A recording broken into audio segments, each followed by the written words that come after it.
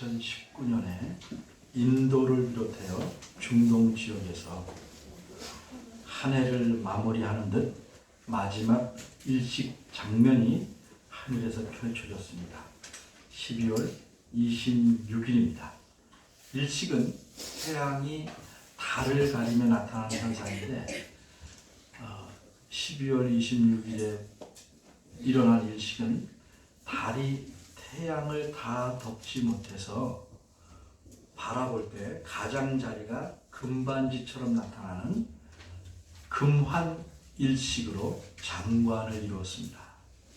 달과 지구가 그 거리가 가까우면 달이 태양을 완전히 덮어서 전체가 어두워지는 개기일식이 일어나고, 거리가 멀면 금환일식이 일어날 수 있다고 합니다.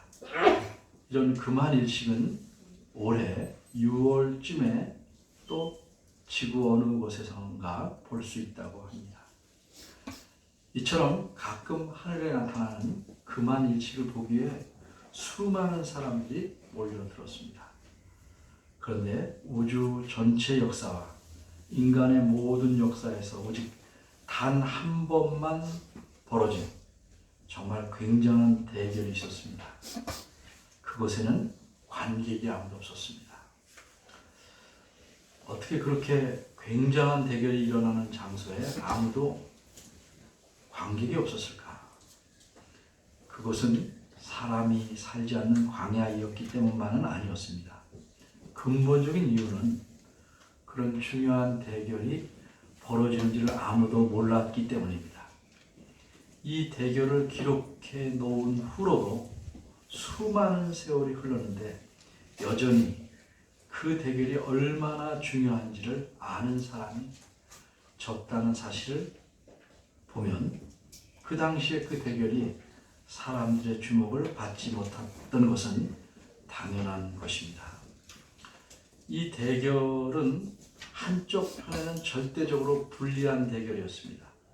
3판 싸워서 2번만 이기면 되는 3판 양승 아니었습니다. 이쪽은 한 번만 져도 완전히 지는 거고, 저쪽은 3번 중 한 번만 이겨도 완전히 이기는 것입니다. 매우 불리한 규칙입니다. 이렇게 이상하고 불리한 대결에 나선 사람은 30세쯤으로 보이는 청년입니다. 이 청년은 심하게 마른 데다가 오랫동안 굶어서 힘도 제대로 쓸 수 없어 보였습니다. 반면에 상대방은 초자연적인 존재입니다. 온갖 제주한 능력과 힘을 가진 마귀입니다. 어째서 이 마귀는 이 청년과 싸우려 하는가? 과연 이 나약해 보이는 청년이 마귀를 이길 수 있을까?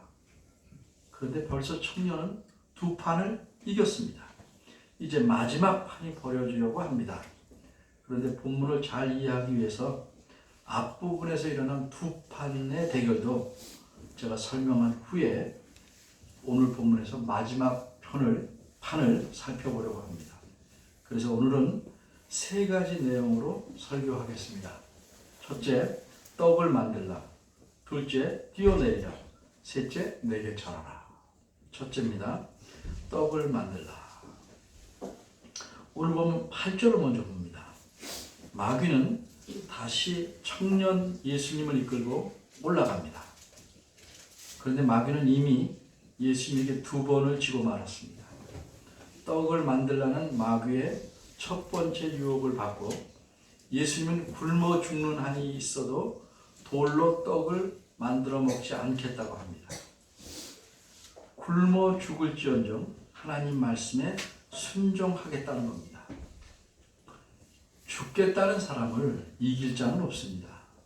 초능력을 가진 마귀라 할지라도 그런 사람을 이길 수는 없습니다. 그래서 마귀는 이 첫 번째 대결에서 속절없이 지고 말았습니다. 사실 마귀는 내심 자신이 있었습니다. 40일이나 굶은 인간이 어찌 먹을 것 앞에서 항복하지 않겠는가? 이제껏 마귀는 수없는 세월을 살아오면서 그렇게 오래 굶은 인간이 먹을 것에 무너지지 않는 경우를 단 한 번도 본 적이 없습니다.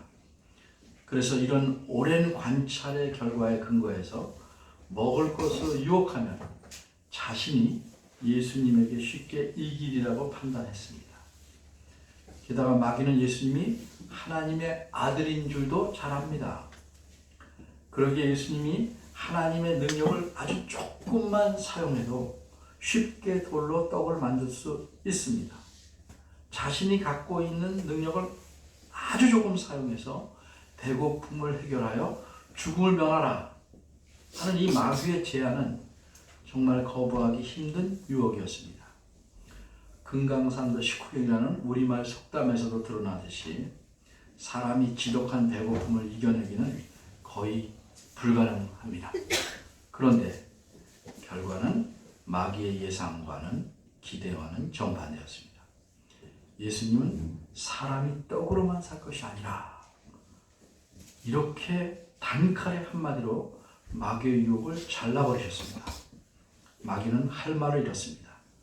죽을지언정 그렇게 아니하시겠다는 예수님의 단호함에 마귀는 손을 들고 말았습니다. 뿐만 아니라 성령 하나님께서 광야로 자신을 인도하셔서 40일을 굶주리게 하셨으니 자신이 떡을 만들어 먹지 않아도 자기 생명을 하나님께서 책임지시라고 믿는 예수님의 굳건한 믿음을 보고 마귀는 잠시 물러날 수밖에 없었습니다. 둘째, 뛰어내리라. 그래서 마귀는 예수님을 뛰어내리게 하려는 두 번째 유혹을 계획합니다. 마귀는 예수님을 예루살렘으로 데려갑니다. 순식간에 벌어진 일입니다. 그리고는 성전 꼭대기에 세웁니다. 이 성전은 예수님께서 아기이실 때 그를 죽이려고 했던 헤롯 대왕이 세운 성전입니다. 예수님을 세워놓은 성전의 꼭대기가 어디인지 정확히는 알 수 없지만 학자들은 대부분 성전 윗부분의 남동쪽 모퉁이 부분이라고 생각합니다. 만일 그곳이라면 그곳에서 아래를 내려다보면 아주 깊은 골짜기가 보입니다. 그 골짜기 이름은 기드론 골짜기입니다. 그리고 그 골짜기 바닥에서 예수님께서 서 계신 곳까지 높이는 대략 150m라고 합니다. 이 높이 위에서 내려다보는 곳은 50층짜리 건물의 꼭대기에서 내려다보는 곳과 마찬가지입니다. 보통 우리나라 번지 점프대는 높이가 50m 정도지만 아프리카 빅토리아 폭포 근처에는 111m나 되는 번지 점프대도 있다고 합니다. 그런데 이보다도 훨씬 더 높은 150m나 되는 곳에 마귀는 예수님을 세웠습니다. 그리고 뛰어내리라고 합니다. 뛰어내려라. 그럼 죽으라는 말인가? 어째서 마귀는 이런 끔찍한 제안을 했는가? 마귀에게는 그렇게 제안할 만한 이유와 논리가 있었습니다. 6절을 보면 마귀는 예수님에게 여기서 뛰어내리라고 말하면서 이런 조건을 앞에 붙였습니다. 내가 만일 하나님의 아들이어든. 이것은 마귀가 예수님께서 하나님의 아들이신 줄을 몰라서 그렇게 말한 것이라고 합니다. 마귀는 누구보다도 하나님에 대해 잘 압니다. 예수님께서 세례 요한에게 세례를 받으시고 기도하실 때 하늘에서 소리가 났습니다. 하나님 말씀입니다. 너는 내 사랑하는 아들이라 내가 너를 기뻐하노라. 이렇게 말씀하셨습니다. 마귀는 이 사실도 잘 알고 있었습니다. 그러기에 내가 만일 하나님의 아들이거든 여기서 뛰어내리라는 마귀의 말은 여기서 뛰어내려서 내가 하나님의 아들인지 아닌지를 증명해보라는 의미가 아닙니다. 마귀의 말은 풀어보자면 너는 분명히 하나님의 아들이니까 내가 위험에 처하면 하나님은 자신이 말씀한 대로 너를 구하실 거니 그렇게 한번 해봐라. 그렇게 하나님의 사랑을 경험해봐라. 하나님의 보호하심을 체험해봐라 하고 제안한 겁니다. 마귀는 예수님께 뛰어내리라고 말한 이유를 말합니다. 6절입니다. 우리말 성경에서는 생략되었지만 원문에서는 6절은 왜냐하면으로 시작합니다. 그대로 옮겨보면 왜냐하면 이렇게 기록되었기 때문이다. 이런 말입니다. 그러니까 마귀는 하나님께서 이전에 말씀한 내용을 인용해서 말하는 겁니다. 마귀는 돌로 떡을 만들라는 첫 번째 유혹에서 예수님께서 얼마나 하나님 말씀을 존중하며 하나님 말씀에 철저히 순종하는지 알았습니다. 마귀는 예수님께서 자기 생명보다도 하나님 말씀에 순종하기를 더 원한다는 사실을 파악했습니다. 그래서 이 두 번째 유혹에서는 전략을 바꿔서 예수님께서 자기 목숨보다 중요하게 여기는 하나님 말씀을 가지고 유혹합니다. 마귀는 구약성경 시편 91편 11절과 12절을 인용합니다. 그 내용은 무엇인가? 6절 하반절에 나와 있습니다. 여기서 마귀가 말하고자 하는 내용을 좀 길게 간추리면 이렇습니다. 하나님은 자기가 말씀하신 대로 반드시 행하신다. 결코 거짓말을 하시지 않는다. 그러하신 하나님께서 시편 91편 11절과 12절에서 두 가지를 말씀하셨다. 하나는 하나님께서 자기 백성이 위험에 처하면 자기 천사들을 보내서 지키신다는 것이고, 다른 하나는 그렇게 보냄을 받은 천사들은 위험에 처한 하나님의 백성을 철저히 보호한다는 사실이다. 이 말씀은 하나님께서 자기 백성에게 그렇게 하시라고 말씀하신 것이지만 하나님의 아들인 너 예수에게도 직접 적용할 수 있는 말씀이다. 따라서 내가 만일 이 성경 꼭대기에서 뛰어내리면 하나님은 분명히 천사들을 보내서 너를 조금도 다치지 않게 보호하실 것이다. 그러니 믿고 뛰어내려서 과연 너희 아버지 하나님께서 너를 얼마나 철저하게 보호하신지를 경험해봐라. 이런 의미입니다. 이런 경우로 여러분이 당하셨다면 여러분은 어떻게 하십니까? 뛰어내리시겠습니까? 뛰어내리지 않으시겠습니까? 이런 마귀의 제안을 들은 예수님은 어떻게 하셨습니까? 7절입니다. 예수님은 거침없이 한마디로 거절하십니다. 예수님은 이렇게 대답하십니다. 말씀하시기를 주 너희 하나님을 시험치 말라 하느니라. 성경 말씀으로 대답하셨습니다. 이 대답이 무슨 뜻입니까? 이 대답을 예수님의 의도에 맞추어 이렇게 설명할 수 있습니다. 나는 내가 인용한 하나님 말씀을 믿는다. 그러나 뛰어내리지는 않겠다. 왜냐하면 하나님께서 말씀하시기를 주 너희 하나님을 시험치 말라고 하셨기 때문이다. 그러니까 예수님은 뛰어내리는 것이 하나님을 시험하는 것이라고 생각하셨기 때문에 뛰어내리지 않겠다고 대답하시는 겁니다. 그래서 하나님을 시험하지 말라는 성경 말씀을 인용해서 말씀한 겁니다. 그러면 여기서 생각할 거는 어째서 뛰어내리는 것이 하나님을 시험하는 것일까?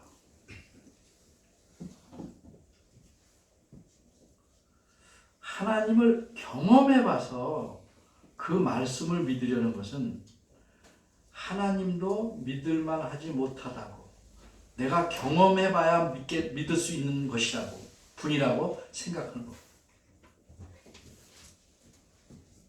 하나님을 믿는다는 것은 내가 그분을 경험함 없이 믿는 겁니다.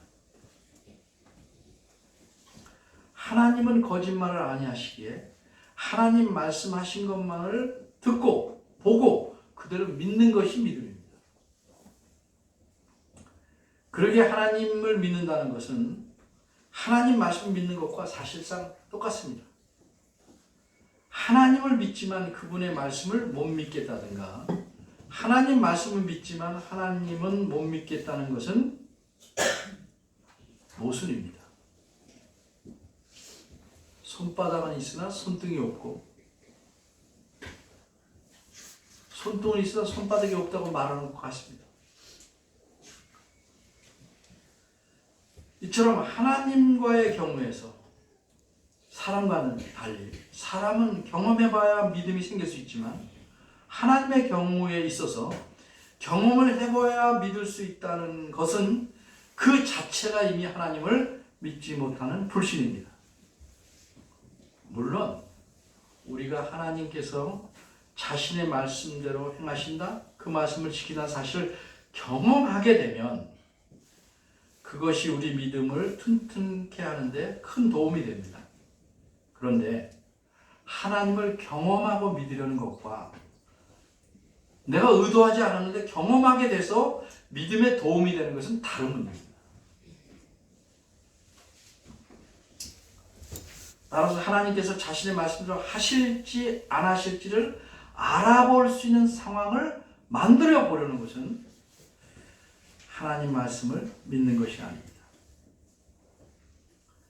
그러기에 스스로 위험한 짓을 하거나 위험한 상황 속에 들어가서 하나님께서 자신의 말씀을 지키는지를 보려는 것, 그것은 하나님을 시험하는 겁니다.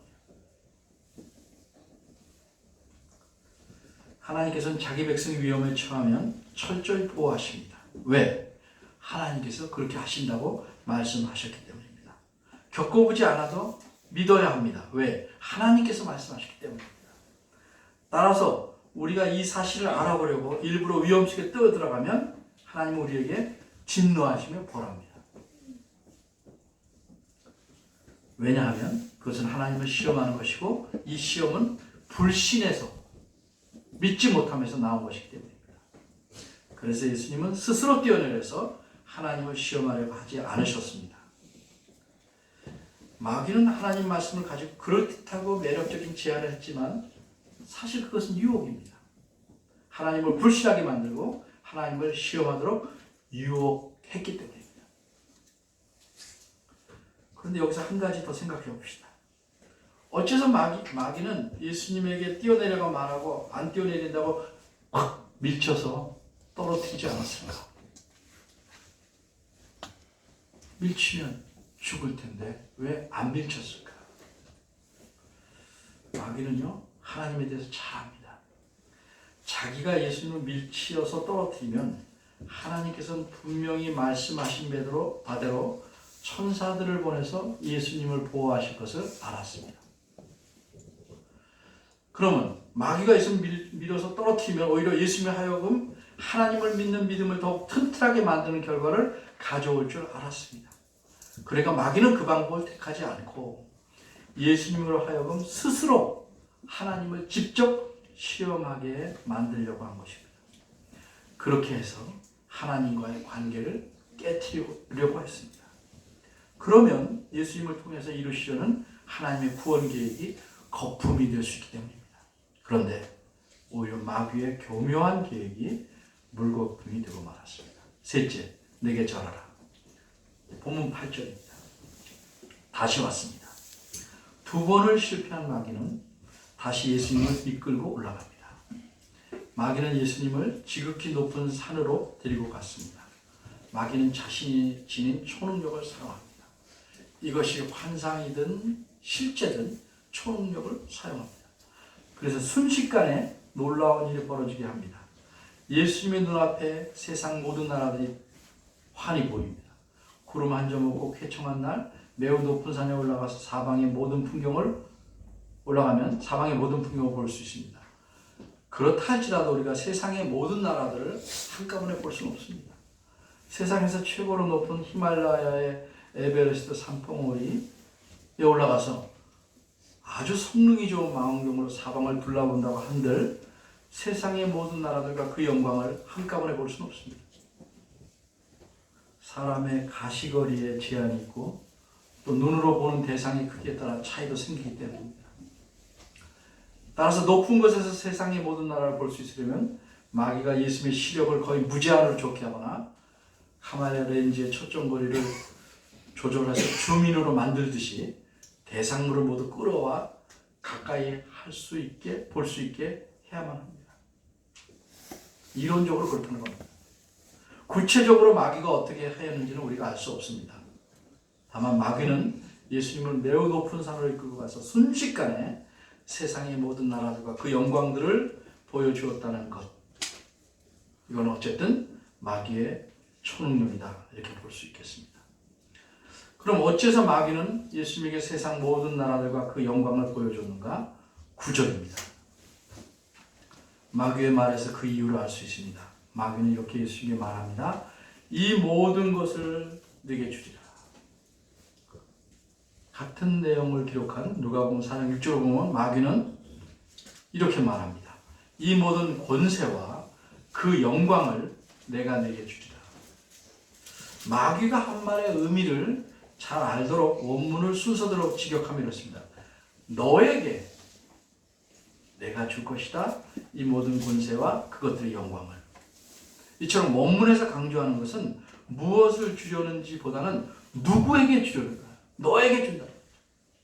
다른 사람이 아니고 너에게, 즉 예수에게 주겠다는 겁니다. 마귀의 의도는 뭐냐면 그만큼 나는 너를 특별하게 생각하고 제안하는 것이다. 이런 뜻입니다. 너에게 특별히 주겠다. 그럼 마귀가 예수님에게 주겠다는 건 무엇인가? 그것은 세상 모든 나라들의 권세와 그것들의 영광입니다. 이게 무슨 뜻입니까? 간단히 말하자면 세상 모든 나라를 내 마음대로 갖고 다스리는, 주인이 돼서 다스리는 왕이 되어서 영광을 누리게 해주겠다는 뜻입니다. 감히 상상하지도 못할 제안입니다. 마귀가 진짜 그럴 능력이 있을까? 마귀가 뭔데 온 세상을 예수님에게 줄 수 있을까? 설사 그렇다 할지라도 거짓은 아닐까? 그건 모르겠으나 마귀는 그렇게 당당하게 말하는 이유를 이렇게 말합니다. 원문에 따르면 누가복음 4장 6절 하반절에 왜냐하면을 시작하는데 직역하면 이렇습니다. 왜냐하면 나에게 그것은 넘겨졌기 때문이다. 하나님께서 당분간 마귀에게 이 세상을 다스리는 권한을 주셨습니다. 이 말이 그 말입니다. 나에게 그것이 넘겨졌기 때문이다. 따라서 내가 원하는 자에게 내가 그것을 준다.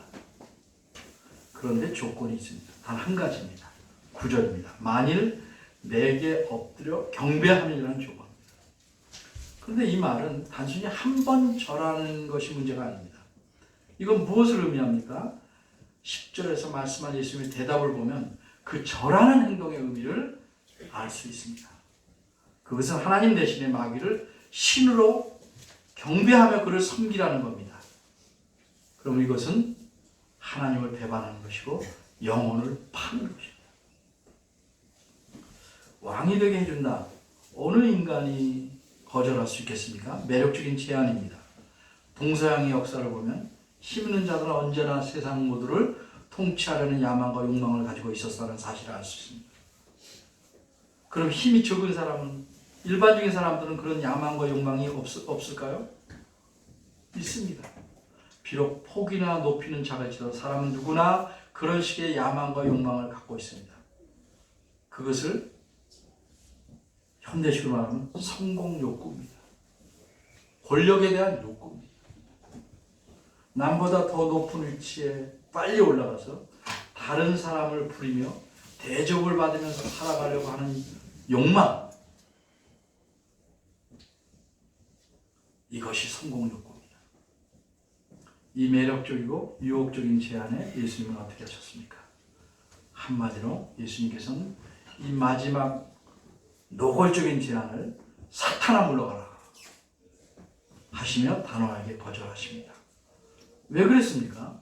한마디로 예수님은 자신이 이 세상에 오신 목적을 잘 알고 계셨습니다. 이미 3장에서 세례요한에게 세례를 받으실 때 자신이 왜 세례를 받으셨는지 잘 알고 계셨습니다. 마찬가지로 예수님이 이 세상에 오신 목적을 분명히 알며 잊지 않으셨습니다. 예수님은 자기 백성을 죄에서 구원하여 하나님을 경배하고 섬기는 백성으로 만드시려고 이 세상에 오셨습니다. 그러려면 예수님은 십자가에 죽으시고 거기서 다시 살아나셔야만 합니다. 이 사실을 예수님 잘 아셨습니다. 그리고 자신이 살아나시고 승천하신 후에는 예수님께서 자기 백성의 왕이 되셔서 온 세상을 공의로 다스리게 될 것이라는 사실도 잘 아셨습니다. 그런데 이런 사실들을 샅샅이는 아니라 할지라도 마귀도 최소한 알았습니다. 예수님께서 왕이 되실 것이라는 사실을 잘 알았습니다. 그러기에 만일 내가 엎드려 경배하면 이 모든 것을 내게 주시라고 노골적으로 제안합니다. 이 무엇을 노리는 제안이었습니까? 풀이하면 왕이 될 거 아는데 단 한 번 내게 무릎을 꿇음으로써 가능하다. 뭐 이렇게 힘든 과정을 거쳐서 왕이 되려고 하느냐라고 유혹하는 겁니다.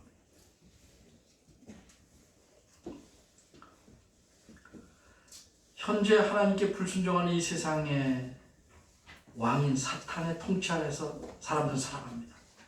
그래서 이 세상에서는 결과만 좋으면 수단은 어떠하든지 개의치 않습니다. 그러기에 이 세상 사람들은 근본적으로 매 순간 하나님 뜻에 맞게 행하는 일은 중요하게 여기지 않습니다. 결과만 중요하게 여기고 과정이나 동기는 무시해버려요. 그 과정이나 동기에 어려움이 있으면 더 제쳐놓으려고 합니다. 사탄은 지금 그렇게 하라고 유혹하고 있는 것입니다. 만일 예수님께서 목적만 생각하셨다면, 그래서 그 거칠고 힘든 과정에서 하나님 뜻에 철저하게 순종하지 않으셨다면, 고통과 고난의 가시밭길을 계속 걸어서 마침내 죽음에 이르시지 않았다면, 예수님은 하나님께서 원하신 뜻과 목적을 이루지 못하실 것입니다. 그럼 우리는 여전히 죄악 가운데 있을 겁니다. 그러기에 예수님은 아주 단호하게 말씀하십니다. 사탄아 물러가라. 주 너희 하나님께 경배하고 다만 그분만을 섬겨라. 이렇게 말씀해서 사탄을 물리치셨습니다. 11절입니다. 이렇게 철저하게 순종하신 예수님에게 과연 하나님은 자신이 어떠한 분이신지를 보여줍니다. 11절 보면 이에 마귀는 예수를 떠났습니다.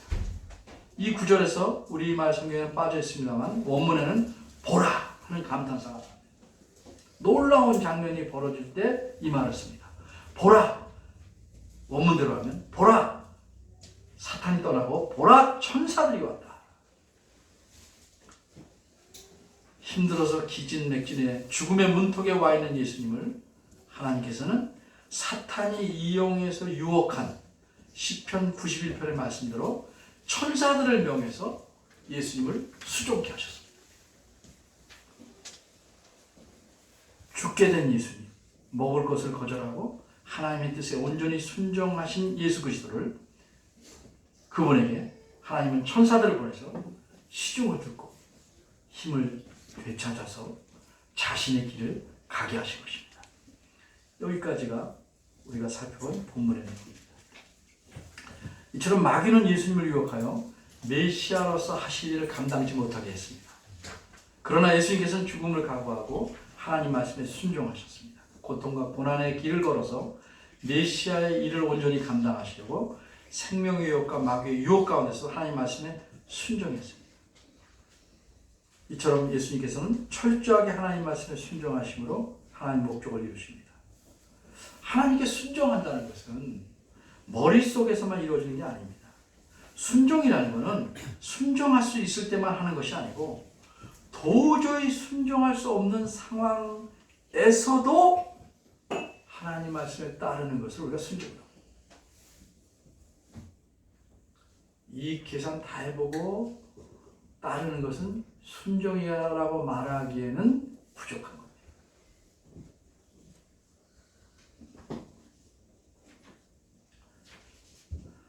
마귀는 우는 사자처럼 두루다니며 먹을 자를 탐나고 성경에서 말씀합니다. 마귀는, 이 사탄은 성도 개개인에게 또한 교회에게도 여전히 비슷한 종류의 유혹을 계속합니다. 예수님께서 오실 때까지 그렇게 합니다. 뭐라고 유혹합니까?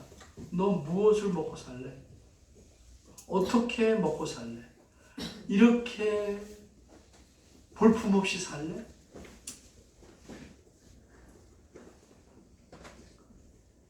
이런 사실을 잘 아시는 예수님께서 그래서 이후에 산상설교에서 말씀하십니다. 사람은 재물과 하나님을 함께 섬기지 못한다. 너희가 살아가는 것은 하나님과 그분의 의, 그의 나라를 추구하면서 살아가는 것이지. 그래야 살 수 있는 것이지 재물을 추구해서 살아갈 수 있는 게 아니다. 이렇게 절실하게 가르치십니다. 하나님의 보호하심에 대해서도 철저히 가르치셨습니다. 염려하지 말라. 하나님께서 한 마리 참새도 떨어지지 않게 하신다. 하물며 너희일까 보냐. 이 세상의 성공과 부귀영화, 이 문제에 대해서도 오늘 본문에서 보시다시피 예수님께서는 자신의 행동을 통해서 가르치십니다. 그런 것들도 수고와 고난 없이 누리려고 하지 말라고 가르치십니다. 수고와 고난 없이 손쉽게 영광을 누리는 생각은 마귀가 기뻐하는 생각입니다. 하나님의 말씀에 맞지 않은 생각은 모두 다 마귀가 슬쩍 뿌려놓고 지나가는 겁니다. 마귀는 심지어 하나님 말씀을 이용해서 유혹하거나 제한합니다. 우리 머릿속에 하나님 말씀이 떠오르게도 합니다. 그러기에 하나님 말씀이라 보여도 그것이 하나님의 의도와 다른 것이라면 그것은 십중팔구 마귀가 제시한 유혹이요 제한입니다. 예수를 믿는다는 것 많은 사람이 복받는다고 생각하는데 틀린 건 아니지만 다른 면에서는 우리 삶의 심각함을 일으키는 문제입니다. 왜? 예수를 믿으면 마귀의 공격의 대상이 되기 때문에 그렇습니다. 그럼 이렇게 마귀의 공격의 대상이 될 때 우리는 어떻게 그 마귀를 대적해야 되고 물리칠 수 있을까? 무력으로 가능할까요? 아닙니다. 결코 무력으로는 우리가 이길 수 없습니다. 그럼 어떻게 이기겠습니까? 예수 그리스도께서 미리 보여주신 방법만이 마귀를 이길 수 있습니다. 그것이 무엇입니까? 하나님 말씀에 철저하게 순종하는 겁니다. 순종은 곧 하나님에 대한 신뢰의 표현이기 때문에 그렇게 순종하면 하나님이 알아서 해주십니다. 여러분의 삶을 한번 살펴보십시오. 우리가 왜 이렇게 유혹에 노출되고 시험 당할 때 자주 넘어질까? 자주 쓰러질까? 문제는 다른 곳에 있지 않습니다. 하나님 말씀에 순종하느냐 그렇지 않냐 여기에 달려 있습니다.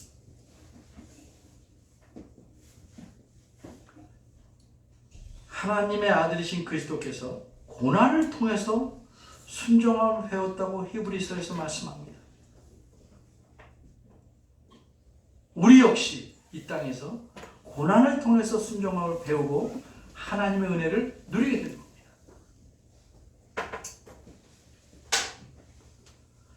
그러기에 이 땅에서 그리스도인을 살아갈 때 고난이 없기를 기대하지 마십시오. 고난은 내가 하나님 앞에서 내 목숨과 의지와 뜻을 다해서 하나님을 나보다 사랑합니다를 보여줄 수 있는 좋은 기회입니다.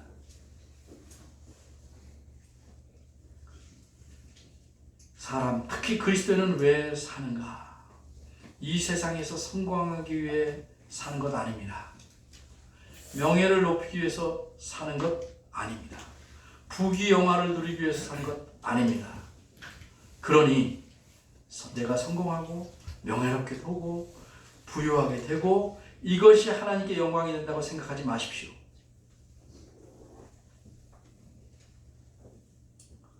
하나님을 영화롭게 하고 그분에게 영광이 되는 것은 매 순간 하나님 말씀에 순종해서 하나님을 기쁘시게 하는 겁니다.